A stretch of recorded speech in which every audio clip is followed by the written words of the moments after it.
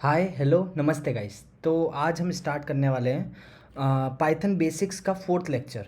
अब इस fourth lecture में होने क्या वाला है, देखो हमने डेटा स्ट्रक्चर्स, पाइथन के इनबिल्ट डेटा स्ट्रक्चर्स सारे कवर कर लिए हैं। इनबिल्ट कौन कौन से होते हैं? लिस्ट, टपल, डिक्शनरी और एक और होता है सेट। ठीक है, वो सारा हमने डिटेल में कवर किया। उसके अलावा पाइथन की बेसिक बातें सारी क्लियर है। For loops, if else, you are familiar with everything. ठीक है, तो अब आज का जो लेक्चर होने वाला है ना, वो होने वाला है फंक्शंस पे। अब फंक्शंस जो हैं, इसका सबसे बड़ा देखो, सबसे पहले तो हम जानेंगे कि फंक्शंस क्यों इंपॉर्टेंट है, फंक्शंस होते क्या हैं और इम्पोर्टेंट क्यों है, ये इतनी बात क्यों करनी है फंक्शंस के बारे में। उसके अलावा टाइप्स ऑफ फंक्शंस, भैया पाइथन हमको किस टाइप के फंक्शंस अवेलेबल करवाती है।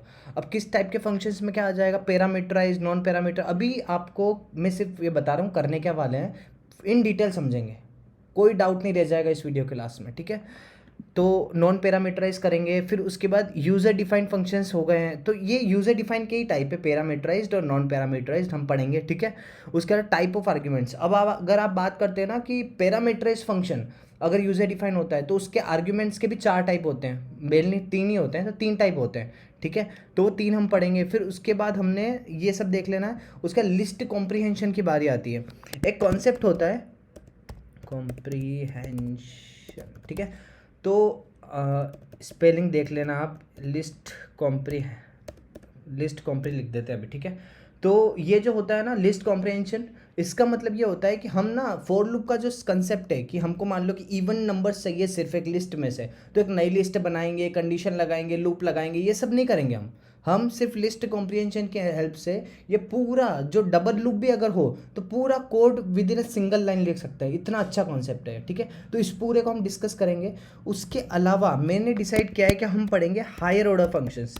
अब हायर ऑर्डर फंक्शंस क्या होते हैं, कैसे काम करते हैं, ये सारी चीज़ें हम देखेंगे, है ना। उसके बाद जो तीन फेमस हायर ऑर्डर फंक्शंस है जो आपको भी पता होंगे, मैप, रिड्यूस और फिल्टर, इनकी इन डिटेल हम देखेंगे कि कैसे चलते हैं, क्या होता है, कहाँ कहाँ यूज़ करना है, सारी चीज़ समझ में आ जाएगी। ठीक है, उसके बाद ये हायर ऑर्डर फंक्शंस वगैरह सारी चीज़ें खत्म हो जाएगी ना, तो हम लास्ट में जो लिस्ट कॉम्प्रीहेंशन का मैं आपको एक क्वेश्चन दूंगा, उसको हम इतने अच्छे से सॉल्व करेंगे कि आपको समझ में आ जाएगा कि लिस्ट कॉम्प्रीहेंशन होता क्या है, यूज़ क्यों करना है, उसके अलावा फंक्शंस क्यों यूज़ करने हैं, हायर ऑर्डर फंक्शंस क्यों यूज़ करने हैं, क्या इंपॉर्टेंस है, सारी चीज़ें इन डिटेल क्लियर हो जाएगी। ठीक है, अब हम स्टार्ट करते हैं हमारा लेक्चर। ठीक है, तो आपको स्क्रीन पे दिख ही रहा है वैसे कि सबसे पहला है फंक्शन होता क्या है। देखो हम ना इस पूरी चीज़ को ले चलते हैं, पहले रिटर्न में समझते हैं कि होता क्या है ना।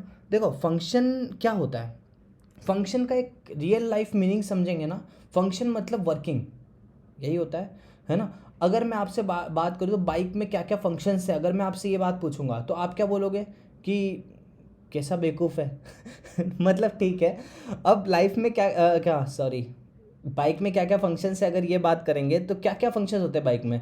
वो चल सकती है, लॉजिकल है कि हाँ वो चल सकती है, एक्सेलरेट कर सकते हैं उसको, उसमें गियर वाले ऑप्शंस होते हैं, है ना। वो कितनी फास्ट चलानी है वो हमारे हाथ में एक्सेलरेटर होता है ना। ये फंक्शंस हो गए, है ना। उसके अलावा फंक्शंस कार के देखेंगे तो it provides is air conditioning, ठीक है, और it provides us with a good environment, ये सब तो इसकी क्वालिटीज़ हो गई। वैसे हाँ, ये कार में भी ये चीज़ हो सकती है कि गियर सिस्टम होता है, कार फास्ट चल सकती है, ये चीज़ हो गई। ठीक है, ठीक है, तो ये सारे फंक्शंस हो गए, ये तो होगा रियल लाइफ में मीनिंग।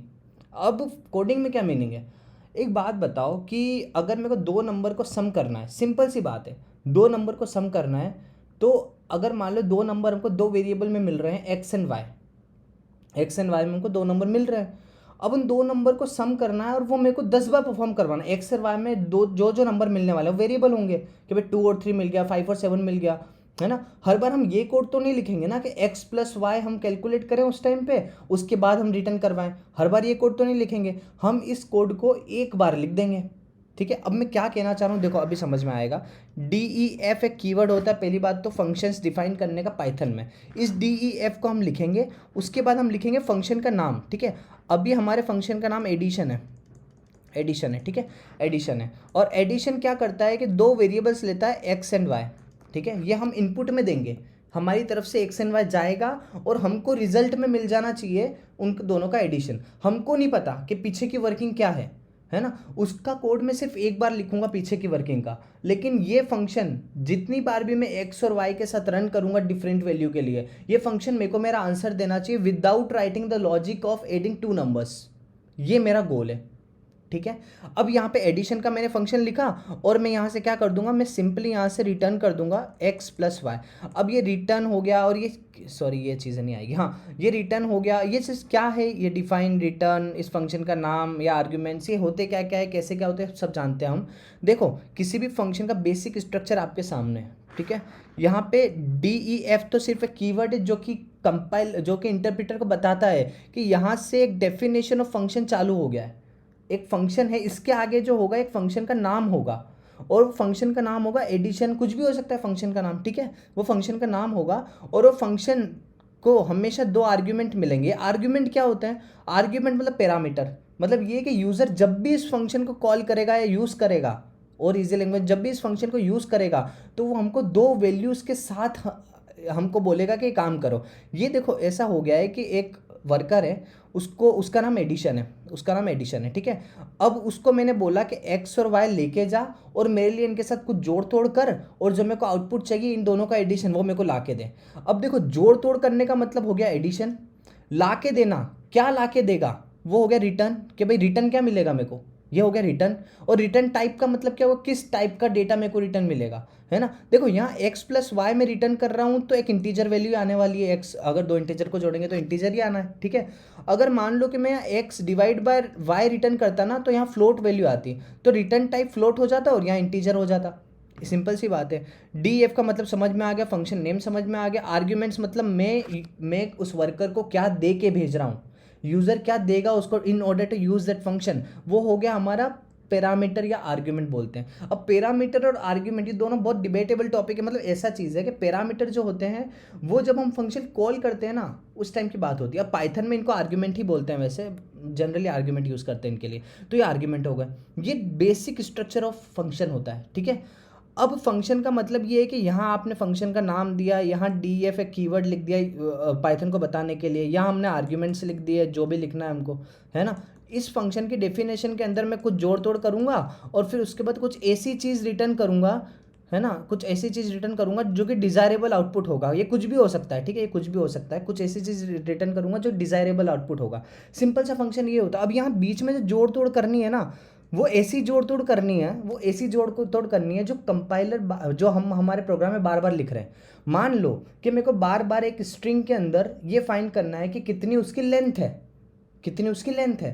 तो एक लॉजिक क्या होता है कि मैं एक एक कैरेक्टर को काउंट करूँ। देखो क्या करूँगा, मैं एक फॉर लूप लगाऊंगा और फॉर लूप के अंदर क्या करूँगा, आई इन जो भी स्ट्रिंग है, देखो अभी अपन अच्छे समझते हैं कि एक फॉर लूप लगाया मैंने और फिर उसके आई लगाया इन, और स्ट्रिंग का नाम मान लो कि स्ट्रिंग ही है, ठीक है। तो अब मैं यहाँ पे जैसे आई में पहला कैरेक्टर ऑफ स्ट्रिंग मिलेगा, फिर दूसरा कैरेक्टर मिलेगा, फिर तीसरा मिलेगा, ऐसे करके, है ना। और यहाँ पे मैं एक काउंटर ले लूँगा, काउंटर उसको 0 से इनिशियलाइज कर दिया और फिर counter is equals to counter +1 कर दिया यहाँ पे। सॉरी ये सेमी कॉलन नहीं आएगा, C++ की थोड़ी आदत है ना।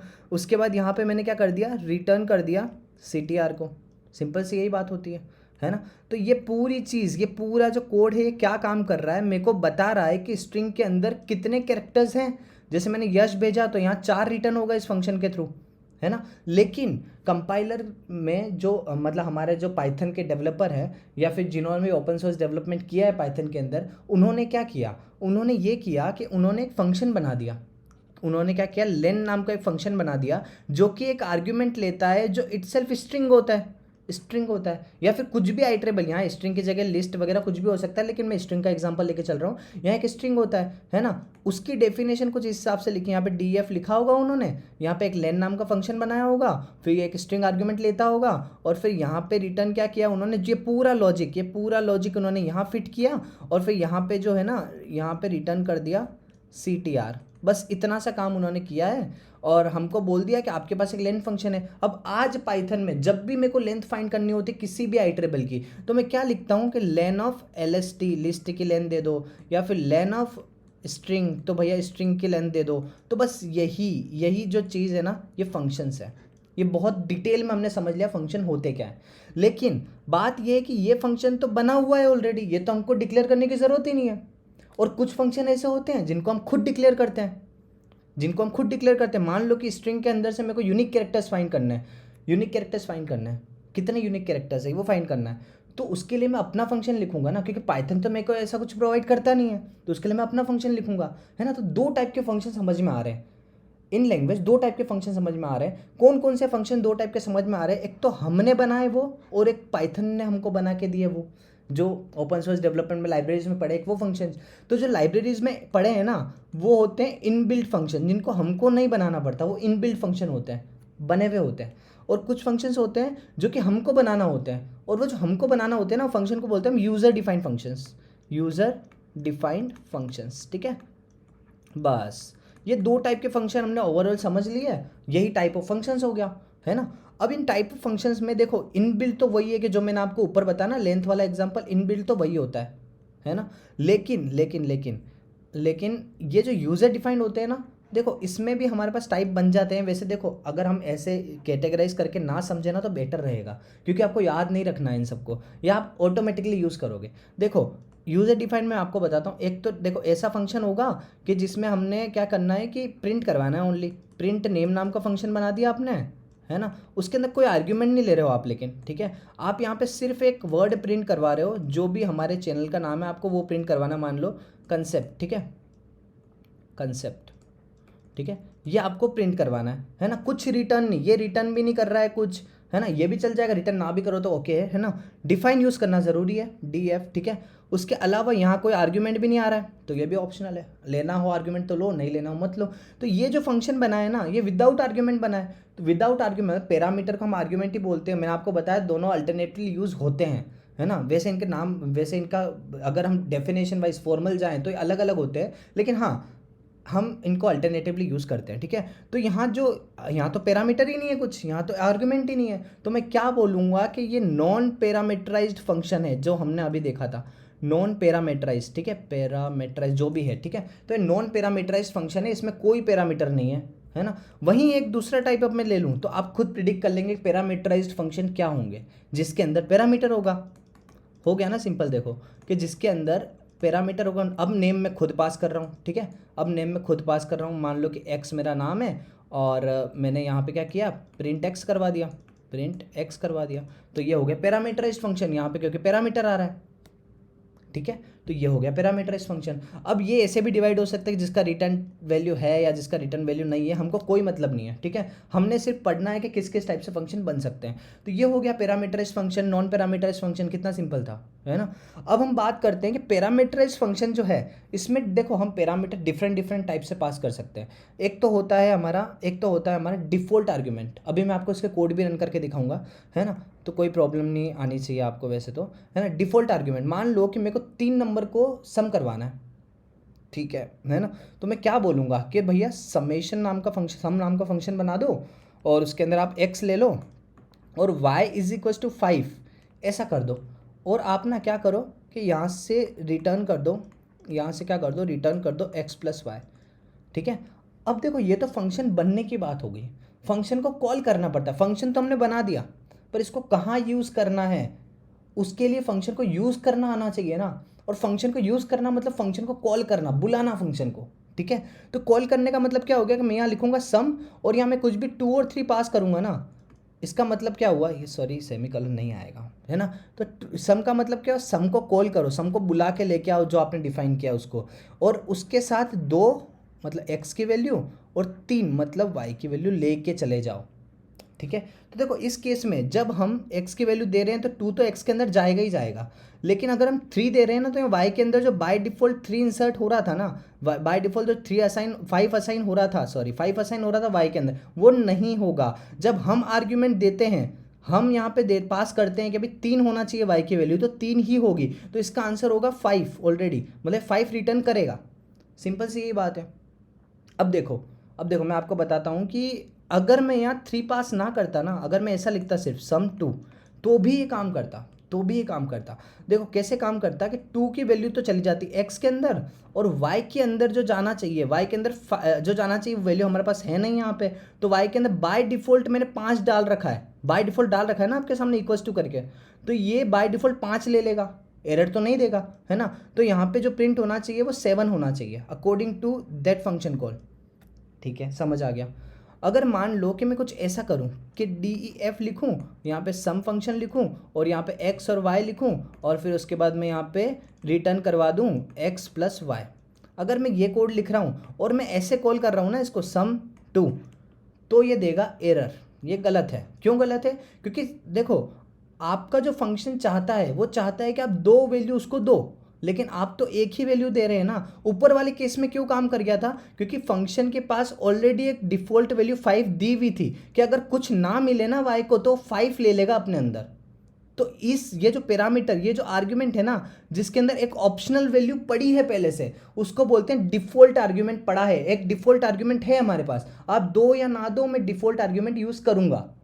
ठीक है, तो ये हो गया डिफॉल्ट आर्ग्यूमेंट। तो एक आर्ग्यूमेंट हमने समझ लिया, एक टाइप का आर्ग्यूमेंट, एक टाइप का पैरामीटर हमने समझ लिया कि एक होता है डिफॉल्ट आर्ग्यूमेंट। ये चीज़ समझ में आ गई है ना। अब देखो ये आपको समझ में आ गया बहुत अब ये पता है अभी हमने जो जितना पढ़ा है ना, ये आपको लग रहा होगा कि मैंने आपको बहुत इजी तरीके से बता दिया है। ठीक है, कोई आपको प्रॉब्लम आनी नहीं चाहिए इसमें। अब देखो मैं एक केस देता हूँ आपको। क्या केस दे रहा हूँ मैं आपको बोल रहा हूँ कि सम करना है, वही सम करना है। ठीक है, और यहाँ पे x हो गया है ना, और मैं बोल दूँ कि y is equal to 5 defined है और ये हो गया z। ठीक है, और मैं आपको बोल दूँ यहाँ पे कि आपको रिटर्न करना है x plus y plus z. ये चीज़ है। अब मैं इस फंक्शन को जब कॉल करूँगा, या 2 और 3 ही पास करूँगा ना, 2 और 3 ही पास करूँगा, तो ये देगा मेरे को एरर। क्यों देगा? क्योंकि देखो आपने एक आर्ग्यूमेंट बाय डिफ़ॉल्ट सेट किया हुआ है। ठीक है, तो आपने दो आर्ग्यूमेंट पास किए, तो लॉजिकली ये होना चाहिए था कि एक्स के अंदर 2 चला जाना चाहिए था, जेड के अंदर 3 चला जाना चाहिए था। पर ऐसा नहीं होगा। क्यों नहीं होगा? क्योंकि इंटरप्रेटर को क्या पता कि आप एक्स के अंदर क्या डालने वाले हो और वाई के अंदर क्या डालने वाले हो और जेड के अंदर क्या डालने हो। क्या पता ऐसा भी हो। ये तो कन्फ्यूजन हो गया ना कि भाई आप एक्स के अंदर 2 डालने वाले हो, पर बाय डिफॉल्ट जो एक वाई के अंदर सेट है 5, क्या पता वो आप नहीं चाहते हो, आप ये चाहते हो कि वाई की वैल्यू 3 हो जाए। तो ये तो कंपाइलर के लिए दिक्कत हो गई कि आप वाई की वैल्यू मतलब 3 किस में असाइन करना चाहते हो, वाई में असाइन करना चाहते हो, जेड में असाइन करना चाहते हो। दिक्कत हो गई। तो ये तो दे देगा एरर दे देगा।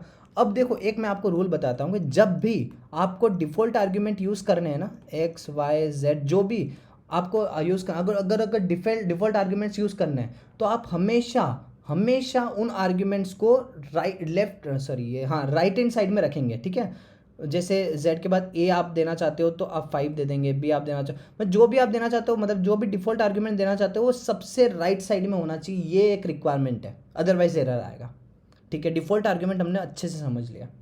ठीक है, उसके अलावा भी 2 टाइप के और आर्ग्यूमेंट है, उसको हम कोड में देखेंगे। ठीक है, वो वहाँ पे अच्छे से समझ में आएगा। अभी इतना क्लियर हो गया आपको, ठीक है। अब नेक्स्ट चलते हैं हम, है ना। अब हम चलते हैं कोड में और सबका कोड देखेंगे, उसके बाद हम लास्ट में वो देखेंगे क्या होता है ये सब पैरामीटराइज। देखो ये आपने अच्छे से समझ लिया कि भाई नेम, ये तो नेम प्रिंट करेगा कंसेप्ट, बड़ा इजी सा कॉन्सेप्ट है, मैंने आपको बहुत अच्छे से समझा दिया। एक फंक्शन डिफाइन किया है जिसमें कोई पैरामीटर नहीं है, कुछ भी नहीं है, तो नॉन पैरामीटराइज फंक्शन है, और ये जो है इस फंक्शन को अगर मैं कॉल करूँगा तो सिंपली ये कॉन्सेप्ट प्रिंट कर देगा। ठीक है, पैरामीटराइज का सिंटेक्स जो है वो आर्ग्यूमेंट 1 दे सकते हो, आर्ग्यूमेंट 2 दे सकते हो, जितने चाहो आर्ग्यूमेंट आप दे सकते हो।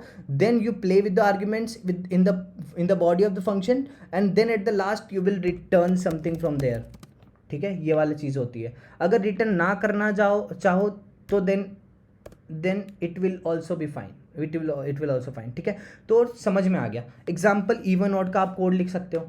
अब देखो वैसे तो यार आपको इतना तो समझ आ गया होगा कि कैसे लिखना है कोड। तो देखो एक फंक्शन बनाते हैं जो कि क्या बताएगा कि एक नंबर इवन है या ऑड है।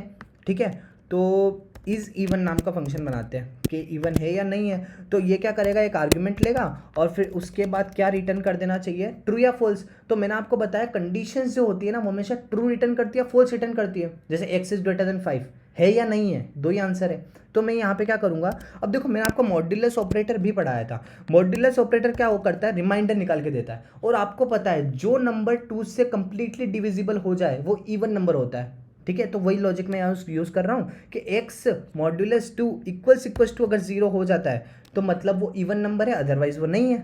ठीक है, अब मैं अगर इस फंक्शन को कॉल करूँ इज़ इवन, है ना, और मैं यहाँ पे 9 पास कर दूँ तो क्या होना चाहिए, फॉल्स आना चाहिए ना कि भाई 9 तो इवन नहीं है। अगर मैं यहाँ 8 पास कर दूँ तो आना चाहिए ट्रू। ठीक है। तो यहाँ पे एक पैरामीटर है और ये कुछ मैंने इसके साथ जुगाड़ किया और पता लगा लिया कि इवन है या नहीं है, तो ये हो गया मेरा पैरामीटराइज्ड फंक्शन। बहुत डिटेल में कवर हो गया वैसे ना। तो अब नेक्स्ट चलते हैं, डिफ़ॉल्ट आर्ग्यूमेंट्स मैंने आपको बताया क्या होता है ना। अब देखो मैं आपको बताता हूँ कि डिफ़ॉल्ट आर्ग्यूमेंट्स जो होते हैं, देखो ये 3 टाइप के और लिखे हुए हैं मैंने। कीवर्ड आर्ग्यूमेंट्स भी होता है एक, और इसके अलावा एक पाइथन में वेरिएबल लेंथ के आर्ग्यूमेंट्स होते हैं, वो भी हम पढ़ेंगे, ठीक है। चलो अब हम देखते हैं कि ये तो हो गया, ये हायर ऑर्डर फंक्शंस आ गए यार। चलो एक काम करते हैं, हम लोग समझते हैं चीज़ों को धीरे धीरे करके। अब हम खुद कोड लिखेंगे, खुद समझेंगे, है ना। देखो तो देखो हम पढ़ रहे थे कि डिफ़ॉल्ट आर्ग्यूमेंट्स क्या होते हैं, है ना। सबसे पहले हम डिफ़ॉल्ट आर्ग्यूमेंट की बात करते हैं। अब डिफ़ॉल्ट आर्ग्यूमेंट क्या होते हैं, कैसे काम करते हैं, हमने क्या करना है, सबसे पहले तो डिफ़ॉल्ट आर्ग्यूमेंट में एक वैल्यू आर्ग्यूमेंट के पास ऑलरेडी होती है। अगर हम ना भी प्रोवाइड करें ना फंक्शन कॉल करते टाइम पे, तो भी वो वैल्यू आर्ग्यूमेंट के पास होती है ऑलरेडी, ठीक है। अब देखो यहाँ आप एग्जांपल देखो 2, 3, 4 एंड 5, ये मैंने दिया फंक्शन को x, y, z और a की जगह, है ना। तो यहाँ पे जो प्रिंट होना चाहिए 14 होना चाहिए, क्यों, क्योंकि 5 और 4 9 और 3 जो है वो ये हो गया है ये 12 और हो गया है 2, अगर हम ऐड करेंगे तो 14, ठीक है। तो ये 14 आ गया है। अगर मान लो कि मैं यहाँ से एक पैरामीटर मिस कर दूँ तो 15 आ रहा है। क्यों आ रहा है, क्योंकि जो मिस किया है वो 6 है, वो 6 बन गया है ऑलरेडी, डिफ़ॉल्ट यूज़ हो गया है। तो क्या हुआ है, x की वैल्यू 2 हो गई थी, y की वैल्यू 3 हो गई थी, तो 2 और 3 5, और z की वैल्यू 4 हो गई थी, 2 और 3 5 और 4 9, और 6 हमने यूज़ किया तो 15 बन गया, ठीक है। तो ऐसे करके डिफ़ॉल्ट पैरामीटर यूज़ होते हैं। अब अगर मान लो कि मैं इसको हटा दूँ और z को बीच में रखूँ, मतलब डिफ़ॉल्ट पैरामीटर को बीच में रखूँ, तो ये देगा मेरे को एरर। क्यों देगा, क्योंकि बोला है, ये बोला जाता है कि, मतलब बोला क्या जाता है, ये एरर होता है कि आप ना हमेशा डिफ़ॉल्ट आर्ग्यूमेंट्स को ओनली राइट हैंड साइड में रख सकते हो, आप यहाँ बीच में नहीं डाल सकते इसको। तो ये डिफ़ॉल्ट पैरामीटर का एक रूल है, डिफ़ॉल्ट आर्ग्यूमेंट्स का एक रूल है, ठीक है। तो डिफ़ॉल्ट आर्ग्यूमेंट्स के हिसाब से एक फंक्शन हो गया। अब हम बात करते हैं कीवर्ड आर्ग्यूमेंट्स क्या होते हैं। कीवर्ड आर्ग्यूमेंट्स क्या होता है, मैंने यहाँ कुछ लिखा हुआ है कि ऑर्डर डजेंट मैटर्स, ठीक है। अगर आप की वैल्यू पेयर में अप्लाई कर रहे हैं तो, मतलब कॉलिंग कर रहे हैं, तो अब मैं क्या बोलना चाहता हूँ आपको समझाता हूँ कोड लिख के, है ना। कोड लिख के समझाता हूँ। तो मैं यहाँ लिख रहा हूँ कि नेम प्रिंट करो, प्रिंट नेम वाला एक फंक्शन बनाते हैं, प्रिंट नेम, है ना। और प्रिंट नेम में क्या करना है, मैंने फर्स्ट नेम और लास्ट नेम लेना है ना। तो F name and L name मैंने लिया यूज़र से, है ना। अब मेरे को जो रिटर्न करना है ना, मेरे को जो रिटर्न करना है वो करना है कि F name plus L name हो जाए, मैं ये चाहता हूँ, है ना। F name plus L name होके एक नाम आ जाए, है ना। तो एफ नेम, फिर उसके बाद मैं चाहता हूँ थोड़ा स्पेस भी मिल जाए, और फिर उसके बाद मैं चाहता हूँ कि एल नेम प्रिंट हो जाए, एल नेम भी ऐड हो जाए, सॉरी, ठीक है। तो ये केस बनता है। अब इस केस में मैं क्या करूँगा, यहाँ से अगर मैं कॉल करूँ इस फंक्शन को प्रिंट नेम, है ना, तो मेरे को पहले एफ नेम देना पड़ेगा, फिर एल नेम देना पड़ेगा, तब जाके वो सही कॉन्केटिनेट होकर एक नाम प्रिंट होगा, है ना। तो चलो ठीक है, मैं मेरा ही नाम ले लेता हूँ, यश प्लस यश, सॉरी। उसके बाद यहाँ पे मेरा सरनेम होता है, मैं यहाँ लेता हूँ पामेचा, ठीक है। अब ये मैंने किया और मैंने यहाँ प्रिंट किया, तो यश पामेचा प्रिंट हो गया विद द स्पेस, ठीक है। अगर मान लो कि मैंने गलती से, क्योंकि देखो मैंने तो फंक्शन लिख दिया बैकएंड पे, जब अगर दूसरा डेवलपर इस फंक्शन को कॉल करेगा और गलती से ऑर्डर भूल गया कि किस ऑर्डर में मेरे को पैरामीटर लिखना है, तो प्रॉब्लम हो गया, है ना। तो एरर दे देगा ना भाई। चलो ठीक है, अब देखते हैं, अगर मैं इस ऑर्डर में लिख देता तो पामेचा पहले प्रिंट हो जाता, जो कि गलत है। अब मैं क्या चाहता हूँ कि मैं ऑर्डर याद ना रखूँ, तो मैं क्या करूँगा कि पामेचा को बोल दूंगा कि एल नेम है तो एल नेम में जा, है ना। और यश को बोल दूंगा कि भाई तो एफ नेम है तो एफ नेम में ही जा, है ना। इस टाइप से मैं कुछ बोल दूंगा। अब रन करूंगा तो देखो यश पामेचा, चाहे ऑर्डर कुछ भी हो, किसी भी ऑर्डर में गिवन हो, अगर आप इक्वल्स टू लगा के की वैल्यू पेयर में अप्लाई कर रहे हैं ना कॉलिंग के टाइम पे, तो आपको ऑर्डर याद रखने की नीड नहीं है। ये फ़ायदा है ना। इन आर्ग्यूमेंट्स को बोलते हैं कीवर्ड आर्ग्यूमेंट्स। आई थिंक समझ में आ गया है ना, कीवर्ड आर्ग्यूमेंट्स क्लियर हो गया। अब हम बात करते हैं वेरिएबल लेंथ आर्ग्यूमेंट्स की। वेरिएबल लेंथ आर्ग्यूमेंट्स क्या होते हैं कि हमको पता ही नहीं कितने नंबर ऑफ आर्ग्यूमेंट्स हमको पास करने हैं, ठीक है। अगर मान लो कि मैं कुछ नंबर सही है, यहाँ पे बहुत सारे नंबर सही है ना, बहुत सारे नंबर सही है, तो मैं यहाँ क्या करूँगा, यहाँ स्टार लगा के नम लिख दूंगा, है ना। अब एक नंबर जो है ये लिस्ट के फॉर्मेट में मेरे को अंदर मिल जाएंगे, है ना। तो मैं क्या करूँगा, फॉर आई इन नम करूँगा, और फिर उसके बाद sum is equal to sum plus sum में लिख देते हैं यार, इसको सम ए कर देते हैं। तो sum A is equal to sum A plus I, क्योंकि सम कुछ ना कुछ इनबिल्ट होता है आई थिंक, ठीक है। चलो तो ये कर दिया और मैं यहाँ से रिटर्न सम ए कर दूंगा, ठीक है। और सम ए क्या चीज़ है, तो सम ए एक वेरिएबल है जिसकी वैल्यू 0 है। अगर मैं ये कोड लिखता हूँ तो समेशन होना चाहिए नंबर्स का, लेकिन कितने नंबर्स पास करने वो हमको नहीं पता, है ना। तो अगर मैं ये लिख दूँ कि प्रिंट नेम, ठीक है, और उसके बाद मैं यहाँ पे नंबर्स दे दूँ 1 2 3 4 5 ऐसे कुछ नंबर्स दे दूँ, और अब मैं कॉल करूँ तो कितने भी नंबर दे दूँ मैं, वो एज अ लिस्ट सारे नंबर चले गए नम के अंदर, and we can use the list inside our function, ठीक है। तो नंबर ऑफ आर्ग्यूमेंट्स तय नहीं है, मैं चाहूँ जितने दे सकता हूँ, यहाँ पे मैं 6 भी ऐड कर सकता हूँ और उसके बाद करूँगा तो 21 आ जाएगा आंसर, है ना। तो नंबर ऑफ आर्ग्यूमेंट्स तय नहीं है ना। अगर मान लो नंबर ऑफ आर्ग्यूमेंट्स अभी आपने जो भी दिए वो एक ऑर्डर में गए होंगे, है ना, 1 पहला आया, 2 पहला आया, ऐसे गया है ना। अगर मान लो कि मैं कुछ यहाँ पे डबल स्टार लगा दूँ, और अब मैं क्या करता हूँ देखो कि अब मैं क्या करता हूँ, अब अगर मेरे को ऐसा करना है कि मेरे को नेम और ये सारी चीज़ें एज ए डिक्शनरी अंदर भेजना है ना, तो मैं यहाँ क्या लिखूँगा, name is equals to Yash, और फिर उसके बाद मैं लिखूँगा कि L name is equals to कुछ भी लिख सकते हैं, जैसे XYZ लिख दिया, ठीक है। ऐसा मैंने किया, तो अब क्या होगा आपके हिसाब से, सम तो होता नहीं है स्ट्रिंग्स का, तो मैं क्या करता हूँ, यहाँ पे सिर्फ नॉर्मली प्रिंट करने का कोड लिखूँगा कि आप आई को प्रिंट करते रहो, है ना, और रिटर्न मेरे को कुछ करवाना नहीं है। मैं इसको कॉल करूँगा तो देखो क्या हो रहा है, नेम और एल नेम प्रिंट हो रहा है। ये पूरी जो चीज़ है ये पूरी एज ए डिक्शनरी इसके अंदर जाएगी जब आप डबल स्टार लगाओगे।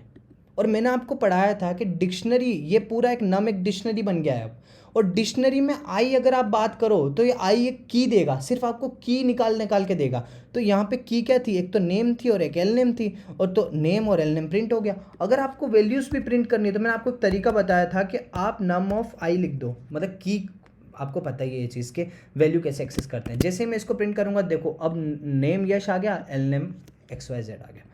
तो अगर आपको ऑर्डर भी नहीं पता, वो भी चीज़ है आपके साथ, और आप डिक्शनरी पास करना चाहते हो फॉर एनी यूज़ केस, तो आप यहाँ पे डबल मतलब ये इसको बोलते हैं कि डबल स्टार का यूज़ करेंगे, और इन आर्ग्यूमेंट्स को बोलते हैं कीवर्ड आर्ग्यूमेंट्स, ठीक है। इन आर्ग्यूमेंट्स को बोलते हैं कीवर्ड आर्ग्यूमेंट्स, और जो हमने सिंगल स्टार वाला देखा था ना इससे पहले, उसको बोलते हैं आर्ग्यूमेंट्स, बस लिस्ट ऑफ आर्ग्यूमेंट्स, या फिर वेरिएबल लेंथ ऑफ आर्ग्यूमेंट्स बोल दो, कुछ भी बोल दो। ये सारे टाइप के फंक्शन आपके सामने हैं, ठीक है। User define, parameterise, non parameterise, हमने इतनी आसानी से समझा है ना, मेरे हिसाब से तो कोई डाउट नहीं होगा। देखो मैं अगर ऐसे पढ़ता तो मेरे को तो समझ आ जाता, आपको भी आ गया होगा, आई होप कि समझ तो आ ही गया होगा, वैसे मैंने समझा है, ठीक है। चलो ठीक है, अब हम बात करते हैं हायर ऑर्डर फंक्शंस की। देखो ये टॉपिक कॉम्प्लेक्स लगता है कुछ लोगों को, लेकिन है नहीं वैसे तो। देखो मैं आपको बताता हूँ, डिफाइन आपने एक फंक्शन किया जिसका नाम कॉल रखा, ठीक है, समझ में आ गया। इस कॉल के अंदर एक टेक्स्ट पास करते हो और उस टेक्स्ट को अपर केस में कन्वर्ट कर देते हो। डॉट अपर मेथड अपर केस में कन्वर्ट करने को होता है ना। अब अगर आप ये करते हो, इसको हटा देते हो और सिर्फ आप ये लिखते हो कॉल कर दो आप, और आप क्या करो, एक टेक्स्ट दे दो, यहाँ पे दे दो कॉन्सेप्ट। अभी आपने कोई सारे केस लोअर है, अपर केस में देखो ये फंक्शन क्या करेगा, अपर केस में कन्वर्ट कर देगा और रिटर्न कर देगा। तो एक कॉन्सेप्ट अपर केस में रिटर्न हो गया, ठीक है।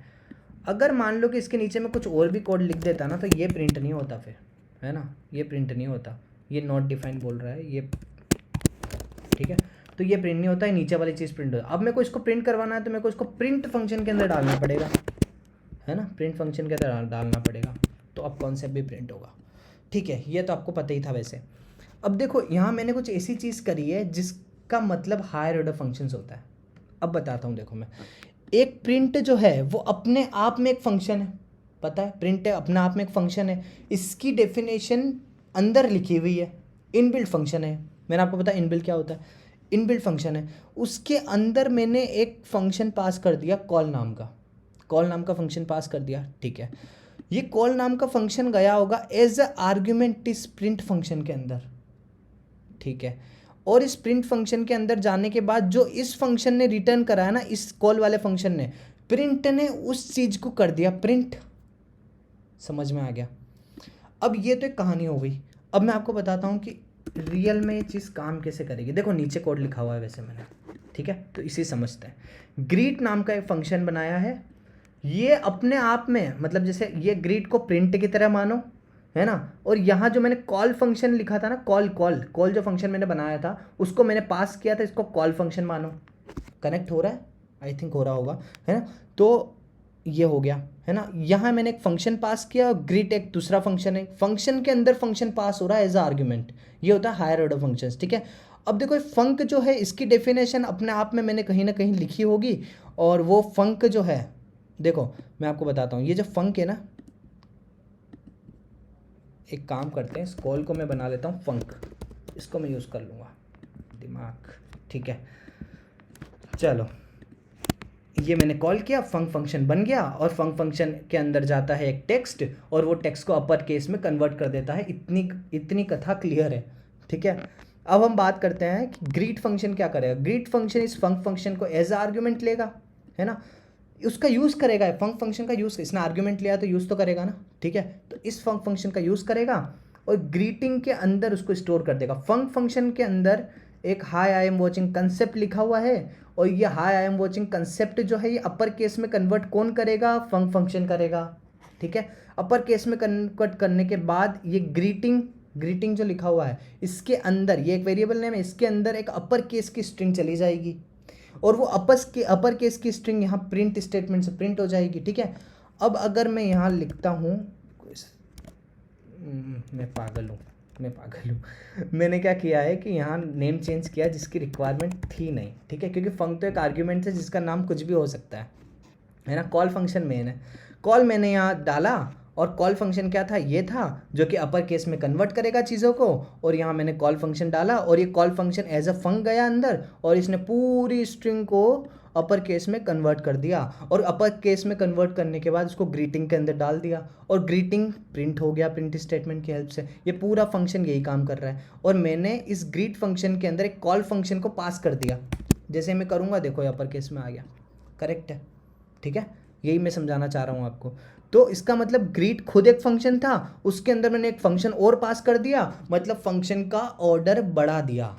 इसको बोलते हैं हायर ऑर्डर फंक्शन, फंक्शन का ऑर्डर बढ़ा दिया, बस यही था हायर ऑर्डर फंक्शन। टफ नहीं है। आप कुछ भी एक बात बताओ, आप ग्रिड फंक्शन के अंदर कुछ ऐसा काम करना चाहते हैं जो कि आप बार बार करना चाहते हैं, है ना, तो आपने क्या किया, एक फंक्शन लिखा और उस फंक्शन को एज अ आर्ग्यूमेंट यहाँ पास कर दिया। अब आप इस फंक्शन को मल्टीपल टाइम अंदर यूज़ करो, कोई कुछ नहीं कहेगा।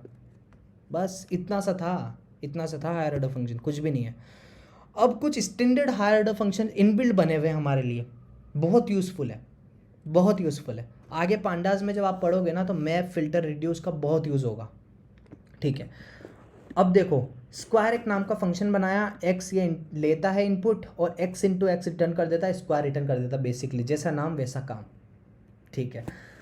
उसके बाद हमने क्या किया, लिस्ट बनाई एक, और लिस्ट के अंदर अब देखो ये कोड क्या, ये एक मैप फंक्शन जो है वो इनबिल्ट बना हुआ है अंदर, ये अपने आप में एक आर्ग्यूमेंट लेता है जो कि खुद एक फंक्शन होता है ना। और यहाँ एक ये आइट्रेबल लेता है, कुछ भी आइट्रेबल हो सकता है ना, सीक्वेंस ऑफ नंबर्स है हमारे पास, मतलब लिस्ट है, ये लिस्ट इसने ले लिया यहाँ पे, है ना, लिस्ट ले लिया। अब ये मैप फंक्शन, मैप नाम क्या बोलता है कि आप मैप करो चीज़ों को एक दूसरे से, जोड़ो चीज़ों को। तो लिस्ट का एक एक एलिमेंट जो आइटरेबल इसने लिया है उसका एक एक एलिमेंट उठेगा और इस स्क्वायर फंक्शन में एज अ आर्ग्यूमेंट पास होगा, और जैसे आर्ग्यूमेंट पास हुआ जो भी इस स्क्वायर फंक्शन ने रिटर्न करा है ना वो रिटर्न वैल्यू यहाँ आ जाएगी और इसमें रखी जाएगी, इस कलेक्शन में रखते जाएगा। मैप फंक्शन ने क्या किया, लिस्ट का पहला एलिमेंट उठाया, स्क्वायर फंक्शन जो भी हमने लिखा है उसको अप्लाई किया, और वो जो अपडेटेड वैल्यू आई है उसको यहाँ पे रख लिया, फिर उसका सेकंड एलिमेंट के साथ किया और उसको यहाँ पे रख लिया, थर्ड एलिमेंट के साथ किया उसको यहाँ पे रख लिया, ठीक है। रखता गया और लास्ट में जो भी कलेक्शन ऑफ एलिमेंट हमने बनाया है, जो भी कलेक्शन ऑफ एलिमेंट हमने इकट्ठा किया है ये सब काम करके, उसको मैंने कन्वर्ट कर दिया लिस्ट में with the help of list function, और मैंने उसको प्रिंट कर दिया। तो जो मैं 1 2 3 4 5 6 दे रहा हूँ ना उसका स्क्वायर्स प्रिंट हो जाना चाहिए यहाँ पे in the form of list. यही होता है मैप। आपको एक फंक्शन को किसी भी आइटरेबल के साथ मैप करना हुआ तो आप मैप फंक्शन यूज़ करोगे, करेक्ट है। अब बात करते हैं फिल्टर की। फ़िल्टर का नाम वही, जैसा नाम वैसा काम, ठीक है। तो आप फ़िल्टर की बात कर रहे हैं। अब फ़िल्टर के अंदर क्या करना है कि फ़िल्टर करना है। ये लिस्ट में बहुत सारी इम्प्योरिटीज़ है जो हमको नहीं चाहिए, हमको सिर्फ इवन नंबर चाहिए। इवन नंबर्स प्योर होते हैं अकॉर्डिंग टू इट, ठीक है। तो इवन नंबर्स प्योर होते हैं, हमको सिर्फ और सिर्फ इवन नंबर्स चाहिए। कैसे करेंगे? देखो, एक तरीका तो ये हो गया कि जो मैंने आपको ऊपर बताया था, एक फंक्शन बना के बताया था ना कि इवन कैसे निकालते हैं, शायद मैंने मिटा दिया, ठीक है कोई बात नहीं। तो ठीक है, आप एक फंक्शन बनाएंगे, उसके अंदर कंडीशंस लगाएंगे, इतना काम करेंगे, है ना। आपने क्या करना है, एक फ़िल्टर इनबिल्ट फंक्शन आपको दिया गया पाइथन की वजह से, पाइथन की तरफ से, और यहाँ कुछ ऐसा फंक्शन पास करना है इसके पैरामीटर में जो एक बूल वैल्यू रिटर्न करे, ठीक है। देखो और यहाँ पे एक लिस्ट है, वही आइट्रेबल पास करना है। देखो, ये आइट्रेबल में से पहला एलिमेंट निकलेगा और इस इवन फंक्शन में जाएगा। जाने के बाद यहाँ से ट्रू या फॉल्स रिटर्न होगा। मान लो कि ट्रू रिटर्न हुआ, ट्रू रिटर्न होगा ना तो वो इस लिस्ट के अंदर उस एलिमेंट को रख लेगा, और अगर फॉल्स रिटर्न हुआ तो वो उस एलिमेंट को नहीं रखेगा। बस इतना सा केस है। देखो, वन के ऊपर सबसे पहले वन उठ के आया, वन के ऊपर इजी वन अप्लाई हुआ तो फॉल्स रिटर्न हुआ, तो ये वन नहीं आएगा। फिर टू के ऊपर ट्रू रिटर्न हुआ तो ये आएगा। फिर उसके बाद थ्री के ऊपर फॉल्स रिटर्न हुआ तो नहीं आएगा। ऐसे करके सारे एलिमेंट इकट्ठे कर लिए हमने, जिन जिनके हमको जो जो इवन थे वो इकट्ठे हो गए। उन सब को मैंने लिस्ट में कन्वर्ट कर दिया और उसको मैंने प्रिंट कर दिया। तो सिर्फ और सिर्फ इवन नंबर्स प्रिंट होंगे अब इसके अंदर से।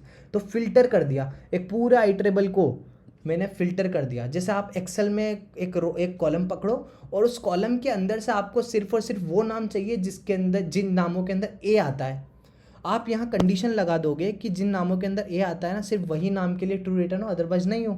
देखो, इस केस को हैंडल करना है तो मैंने क्या किया, कंटेंस ए का एक फंक्शन बना दिया, और ये क्या करता है कि अगर इस पर्टिकुलर एक्स के अंदर ए हुआ तो ही ट्रू रिटर्न होगा, अदरवाइज नहीं होगा ट्रू रिटर्न, है ना। यही केस है। इन ऑपरेटर मैंने बताया था आपको, ठीक है, यही हो गया।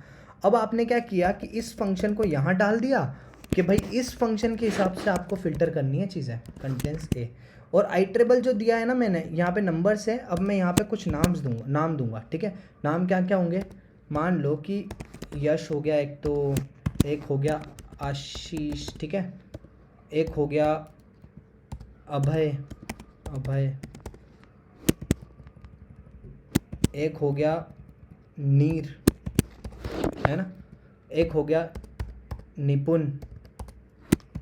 वैसे हम बता दें आपको, ये निपुण जी है ना, ये बहुत हेल्प करते हैं हमारी, ठीक है। चलो, इन्हीं की बदौलत आज ये चैनल है, ठीक है। चलो स्टार्ट करते हैं। वैसे देखो, आपके हिसाब से कुछ भी नहीं आया लिस्ट में, क्यों नहीं आया ये बताओ मेरे को। वैसे तो आना चाहिए था, यहाँ ए है, यहाँ भी ए है, तो आना चाहिए था ना, आना चाहिए था। अब देखो, आपका जो एक्स है वो गया इसके अंदर, है ना, इसके अंदर गया। देखो, एक काम करते हैं, मैंने उल्टा लिख दिया वैसे तो, वैसे आपको पकड़ लेना चाहिए था, आपने पकड़ लिया होगा आई थिंक, है ना। तो आपको ये लिखना था क्या ए एक्स के अंदर है कि नहीं है। मैं ऐसा कैसे बोल सकता हूँ कि एक्स ए के अंदर है कि नहीं है ना। तो अब देखो, ये तीन नाम आ गए जिसके अंदर ए था, ठीक है। बस तो फिर यही चीज़ करनी थी हमको, फ़िल्टर कर दिया हमने data with the filter function. बस यही फ़िल्टर फंक्शन करता है। आई थिंक बहुत अच्छे समझ में आ गया होगा। अब हम बात करते हैं रिड्यूस फंक्शन के। रिड्यूस फंक्शन ना थोड़ा कॉम्प्लिकेटेड लगेगा, लेकिन बहुत ईजिली समझ आ जाएगा, थोड़ा फोकस, ठीक है। अब देखो, जो रिड्यूस, देखो मैप और रिड्यूस हमारे पास, मैप और फिल्टर हमारे पास डायरेक्टली अवेलेबल थे विदाउट इंपोर्टिंग एनी लाइब्रेरी। लेकिन ना डेवलपर्स ने क्या किया कि जो रिड्यूस फंक्शन है ना, उसको एक अलग एक लाइब्रेरी में रख दिया जिसका नाम है फंक टूल्स। लाइब्रेरी क्या होती है, पाइथन के अंदर बहुत सारे सिमिलर फंक्शंस एक पर्टिकुलर लाइब्रेरी में रख दिए जाते हैं। फिर उसके बाद दूसरे सिमिलर फंक्शन, जैसे मान लो कि स्टैटिस्टिक्स नाम की एक लाइब्रेरी है पाइथन के अंदर, उसके अंदर सारे मीन, मोड, मीडियन, स्टैटिस्टिक्स से रिलेटेड जो भी फंक्शन है वो रख दिए, है ना। ऐसे करके कर दिया, मतलब समझ गए होंगे आप, है ना। तो लाइब्रेरीज फंक टूल नाम की एक लाइब्रेरी है जिसको मैंने एज अ FT, ये एज का मतलब होता है कि मैं इस नाम से पहचानना चाहता हूँ इसको। यहाँ FT की जगह कुछ भी लिख सकता था, मैं कुछ भी लिख सकता था, लेकिन मैंने FT लिखा है, ठीक है। कुछ भी आप लिख देना, चल जाएगा काम, है ना। अब आपने क्या किया कि लिस्ट ऑफ एलिमेंट्स लिया, और इस लिस्ट ऑफ एलिमेंट्स में आपने समेशन फंक्शन लगाया, है ना। अब रिड्यूस फंक्शन क्या करता है, रिड्यूस फंक्शन दो इनपुट्स लेता है। ऐसा एक फंक्शन लेता है जो कि दो इनपुट्स लेते हो, है ना। अभी चलता कैसे है, अगर आपको ये समझ में आ जाएगा ना तो आई थिंक आधी बात क्लियर वैसे हो जाएगी। पहले के, अब देखो 2 आर्ग्यूमेंट ले रहा है यहाँ पे, तो 2 यहाँ से भी उठाएगा ऑब्वियसली। तो एक लिस्ट ये भी आइटरेबल लेता है इनपुट, और एक फंक्शन इनपुट लेता है, ये तो आपको क्लियर दिख रहा है वैसे, है ना। तो 2 इनपुट्स यहाँ से उठाए इसने, और 2 इनपुट्स उठाए, और 2 इनपुट्स यहाँ से यहाँ चले गए 1 और 2, और 1 और 2 का समेशन आ गया 3, है ना। 1 और 2 का समेशन क्या आ गया, 3 आ गया। तो यहाँ मैंने 3 रख दिया, इन दोनों का रिजल्ट, इन दोनों का रिजल्ट क्या हो गया, 3 हो गया, ये रहा 3, है ना। अब जो सेकेंड टाइम चलेगा ना ये लूप, मतलब जो सेकेंड टाइम चलेगा रिड्यूस फंक्शन, वो क्या होगा कि x बन जाएगा 3 और y बन जाएगा अगेन 3। तो जो आंसर आएगा ना वो आएगा 6, ठीक है। इन दोनों का 3 और 3 का समेशन आएगा 6। तो एक आर्ग्यूमेंट तो अब हो गया 6, और दूसरा आर्ग्यूमेंट जो हो गया वो हो गया 4, ठीक है। 4 और 6 का समेशन करेंगे तो आएगा 10। तो अब नेक्स्ट आइटरेशन में क्या होगा, 10 तो बन गया एक आर्ग्यूमेंट x, और y बन गया 5। फिर इन दोनों का सबमिशन करेंगे अकॉर्डिंग टू दैट फंक्शन। तो ऐसे करके पूरी एक इस एरे का सम आ जाएगा हमारे पास विद इन अ 1 लाइन, ठीक है। तो रिड्यूस फंक्शन कुछ ऐसा करता है, इन सब का सम है ये 55, ठीक है। ठीक है। अब और अच्छे से समझें इस चीज़ को। देखो मेरे हिसाब से ना एक थोड़ा सा और डिस्कशन की ज़रूरत है इस चीज़ पे, है ना। हम लिख के समझेंगे, हम तो लिख के समझेंगे भैया, है ना। एक फंक्शन है, एक फंक्शन है, अरे चल क्यों नहीं रहा है, ठीक है चल गया। डिफाइन एक फंक्शन है, और उस फंक्शन का नाम है समेशन, ठीक है। और ये समेशन क्या करता है, एक्स और वाई को इनपुट लेता है और रिटर्न करता है एक्स प्लस वाई। ये इजी सा फंक्शन है ना। उसके बाद मैंने एक लिस्ट डिफाइन करी, और इस लिस्ट में क्या कर दिया, 1 2 3 4 एंड 5 ले लिया, है ना। अब मैंने क्या किया, ft नाम से मैंने इंपोर्ट किया हुआ था फंक टूल को, फंक टूल डॉट। अब जब भी किसी लाइब्रेरी से कोई चीज़, कोई फंक्शन निकालना होगा तो डॉट ऑपरेटर का यूज़ कर लेंगे, डॉट लगा दिया। इसके अंदर एक फंक्शन प्रेजेंट है जिसका नाम है रिड्यूस लगाया मैंने, और यहाँ पे क्या किया, इस फंक्शन को पास किया, इस फंक्शन को, तो इसका नाम है समेशन, है ना। उसके अलावा यहाँ पे एक आइटरेबल पास किया जिसका नाम है lst। अब इसकी वर्किंग समझते हैं। वर्किंग क्या है, सबसे पहले lst का पहला और दूसरा एलिमेंट उठाएगा है, क्योंकि समेशन 2 आर्ग्यूमेंट्स लेता है। तो 2 आर्ग्यूमेंट्स गए, 1 और 2 इनके अंदर गए, और 1 और 2 का जब समेशन हुआ 1 + 2, तो वो 3 रिटर्न हो गया यहाँ से। तो 3 तो एक आर्ग्यूमेंट बन गया। उसके अलावा इतनी लिस्ट और बाकी पड़ी है ना। तो 3 यहाँ रख दिया समेशन, और ये तो लिस्ट बाकी पड़ी है। तो जो अब नया केस में x और y पास होंगे ना, तो अब x जो होगा वो 3 बन जाएगा, 3 जाएगा x में, यहाँ पे सॉरी ये x में जाएगा, और यहाँ जो नेक्स्ट वाला आर्ग्यूमेंट है वो जाएगा y में, है ना। अब इन दोनों को सम करेंगे तो आ जाएगा 6, है ना। 6 तो बन गया x, नेक्स्ट आइटरेशन में 6 तो बन गया x, और अब नेक्स्ट वाला आर्ग्यूमेंट जो है वो बन गया y, है ना। इन दोनों को सम करेंगे तो आ जाएगा 10, ठीक है। अब 5 और बच रहा था, तो 5y बन जाएगा, और ये बन जाएगा x। अब x + y जो रिटर्न होगा वो होगा 15। तो आंसर हमारा 15 रिटर्न होगा रिड्यूस फंक्शन से, ठीक है। आई थिंक अब तो क्लियर हो गया होगा, और अब नहीं भी हुआ है ना क्लियर, तो एक और बार रिवाइंड पे देखो वीडियो को, सब समझ में आ जाएगा, कोई दिक्कत वाली बात नहीं है, ठीक है। अब एक लास्ट टॉपिक जो मैं आपको पढ़ाना चाहता हूँ वो है लिस्ट कॉम्प्रिहेंशन। बहुत मस्त टॉपिक है, मतलब इससे आप ना जो नेस्टेड लूप लगाते हो, इतनी सारा कोड लिखते हो, वो सब एक लाइन में होगा, ठीक है। ये इस टाइप का टॉपिक है। अब देखो मेरे को ना इवन नंबर्स निकालने हैं। अब देखो मैंने ऊपर इवन नंबर्स निकाले थे ना, तो पूरा फंक्शन लिखा था कि इफ़ 2 से डिवाइड होगा तो आप ट्रू रिटर्न करो, अदरवाइज आप फॉल्स रिटर्न करो, वो सारा केस था, है ना। यहाँ पे इतना नहीं करना पड़ेगा, है ना। ये देखो ये वाला फंक्शन मेरे को लिखना पड़ता अगर मेरे को बिना लिस्ट कॉम्प्रिहेंशन के इसमें से इवन्स फाइंड करने होते, तो मैं ऐसा करता, है ना। नई लिस्ट में इवन्स जाने चाहिए तो वो जा रहे हैं, ठीक है। ये कोड समझ में आ गया होगा। अब ये लिस्ट मैंने इसको एक लाइन में लिखना है, तो ये लिस्ट मैंने बनाई, है ना। ये लिस्ट मैंने बनाई, और ना मैं इसको हटा देता हूँ एक बार के लिए, है ना। ये लिस्ट मैंने बनाई, इवन से एक लिस्ट बननी चाहिए, और उस लिस्ट के अंदर क्या जाना चाहिए, उस लिस्ट के अंदर देखो सबसे पहले तो मैं एक फॉर लूप लिखता हूँ, तो वो फॉर लूप में ऐसा कैसे यहाँ कॉपी करके डाल दूंगा, ठीक है। इस फॉर लूप के अंदर से एक x निकल के आया, और उसके ऊपर मेरे को क्या ट्राई करना है, उसके ऊपर मेरे को क्या चेक करना है कि क्या x मॉड्यूलस 2 = 0, मतलब वो इवन है कि नहीं है। अगर वो इवन है तो ट्रू, अगर ये ट्रू हुआ ना तो देखो रिटर्न वैल्यू सबसे आगे लिखी जाती है इसके अंदर, सबसे आगे मैंने रिटर्न वैल्यू लिख दी। तो अब देखो चलेगा कैसे है, एक एक एलिमेंट इस फॉर लूप की हेल्प से आएगा, वो इस कंडीशन से पास होगा, अगर कंडीशन ट्रू होगी तो यहाँ x रिटर्न होगा, अदरवाइज नहीं होगा रिटर्न। अब अगर मैं इसको करूँगा ना, देखो सेम आउटपुट शो कर रहा है जो कि मेरा यहाँ कर रहा था, है ना, हो गया ना, एक लाइन में कोड हो गया एक पूरे लूप का। अभी और सीखते हैं, इतना बड़ा नेस्टेड लूप है। अब बताओ कैसे करेंगे। नेस्टेड लूप है ना, तो आप क्या करेंगे पता है, आपको ना इन सब नंबर को आइटरेट करना है, मतलब 1 2 3 4 5, मतलब फ्लैटन एक ऐसी लिस्ट बनाना है जिसमें 2D लिस्ट ना हो, मतलब यहाँ 2D लिस्ट है ना, एक के अंदर एक लिस्ट है, ऐसी ना हो, फ्लैटन लिस्ट हो, 1 2 3 4 5 6 7 8 9 बन जाए बहुत इजीली। देखो ये जो कोड लिखा है ये नेस्टेड लूप की हेल्प से लिखा है, ये ऐसे बन रहा है। अगर मेरे को इस कोड को बिना नेस्टेड लूप के लिखना हुआ तो एक लाइन में मैं ऐसे लिखूंगा। फ्लैटन मैट्रिक्स नाम का एक मैंने वेरिएबल बना रखा है ना, मैंने क्या, ये शायद मैंने कहीं से लिया है, ठीक है कोई बात नहीं, है ना। अब देखो पहला लूप जो था सबसे आउटर मोस्ट लूप, सबसे पहले मैंने उसको लिखा यहाँ पे। अभी रिटर्न को भूल जाओ, आपको इसको नहीं देखना है, ठीक है, इसको नहीं देखना है, आपको सिर्फ ये देखना है कि पहला अपर लूप जो है वो सब लिस्ट निकाल के लेके आ रहा है, मतलब एक एक लिस्ट 1 2 3 लेके आ रहा है पहले, फिर 4 5 लेके आ रहा है, ऐसे एक एक लिस्ट निकाल के लेके आ रहा है। तो सबसे पहले 1 2 3 गया सब लिस्ट के अंदर, और फिर नेस्टेड लूप चलेगा, आपको पता है अंदर वाला लूप चलेगा। सब लिस्ट के अंदर से वेल निकल के आया, वेल क्या है, पहला एलिमेंट, फिर दूसरा एलिमेंट, फिर तीसरा एलिमेंट, ऐसे करके वेल निकल के आया।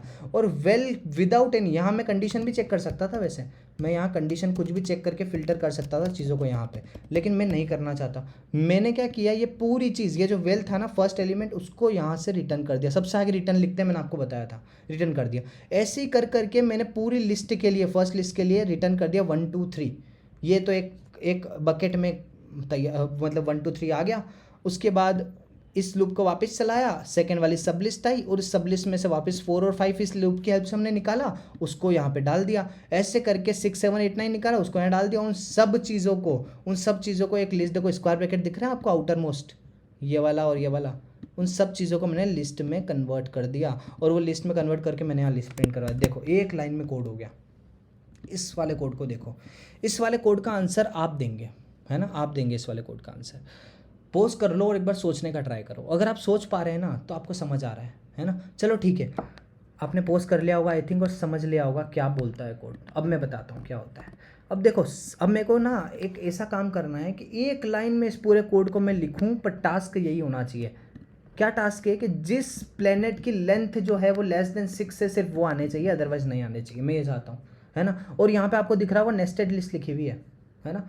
तो चलो ठीक है, इसको लिखना है ना मेरे को, मैं एक नई लिस्ट बनाता हूँ LST, है ना, इसका ध्यान रखते हैं, इंडेंटेशन का ध्यान रखना है, ठीक है। तो LST मैंने नई लिस्ट बनाई, और नई लिस्ट में को मैंने प्रिंट करवाने के लिए LST यहाँ लिख दिया, है ना। अब चलो ठीक है, हम देखते हैं, एक लिस्ट में आनी चाहिए सारी वैल्यूज़, है ना, एक लिस्ट में आनी चाहिए सारी वैल्यूज। ये आउटर मोस्ट लूप जो भी है इसको सबसे पहले लेके आऊँगा, है ना, सबसे पहले लेके आ गया मैं, ठीक है, आ गया समझ में। इनर मोस्ट लूप, मान लो कि सब लिस्ट निकल के आई पूरी की पूरी आउटर मोस्ट लूप से, तो इसमें से, इस पूरी लिस्ट में से भी तो एक एक एलिमेंट लेना पड़ेगा। तो उसके लिए मैंने क्या किया, एक और लूप लगाया कि प्लेनेट निकल के आएगा एक एक पूरी सब लिस्ट में से, ठीक है। अब यहाँ पे कंडीशन और चेक करनी है मेरे को, जो कि ये कंडीशन है, ठीक है, ये भी मैं चेक कर ली।